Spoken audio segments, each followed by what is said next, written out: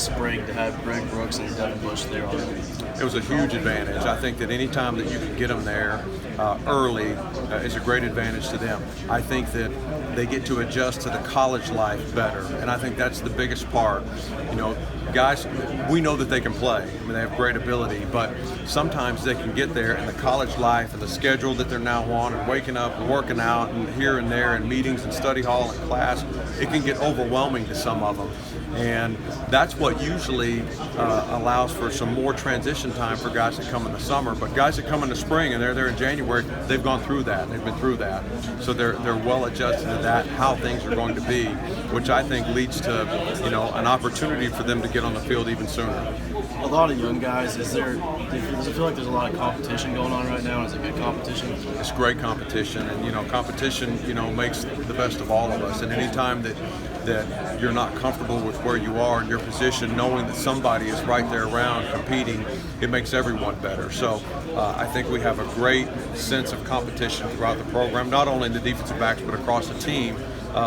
You know, and that just makes everyone's awareness just a little bit higher. So it's a great thing. I'm sorry if you've already asked it, but is there like one specific leader that's kind of stood out to you maybe this offseason? You know, with the defensive guys, Cam Curl has really kind of grabbed that leadership role with the defensive back. So he's got the respect of all of his teammates, and you know, he's been through this now for 2 years. So he's really grabbed that leadership role within our defensive back group and done a great job, and the guys are really relying on him and leaning on him. Jarquez is the same way.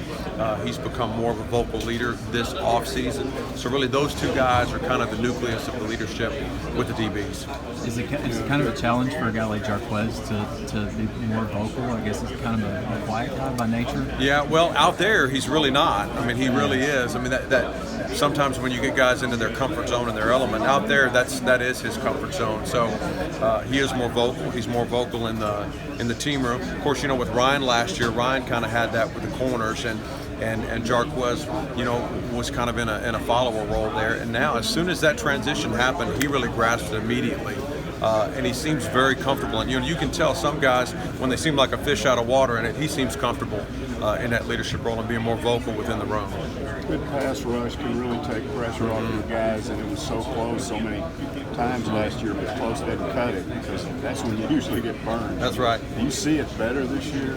Absolutely. You know, we kind of joke, as I get defensive backs on campus and we're recruiting them, I always like to make sure that we point out those defensive linemen that are around there, because they certainly do make us better cover guys when they can affect the quarterback like that. We saw that with a lot of our young guys this spring, and we're going to rely on them to get after and affect the quarterback, those speed guys off the edge, and then moving even some of them inside to get the right matchups that we're looking for. But certainly when you got a better pass rush, and you don't have to necessarily get home and sack the quarterback, but if you can affect him and get him off of his path and get him off of his target, then you've won. So we certainly saw that this spring. We need more of that in training camp this season. Jarquez and Monteric, they're kind of both different play styles. Do they complement each other well in the field? You know, they really do. You know, Monteric's a little longer. Okay, he's his arms are really long. They're both. Monteric's a little bit taller, but his arms are so much longer, so he plays more like a 6'3" guy out there. But they really do a good job of, you know, interacting back and forth and being able to communicate. That's one thing I look for when they come off to the side. Those two guys are right there together, conversing on things that they saw, things that were happening out on the field, making sure they were on the same page with what we were doing, which is really good. So I think they complement each other really well. We played them both on the right side and the left side during the spring, and we'll continue to do that during training camp to get them comfortable on both sides of the field.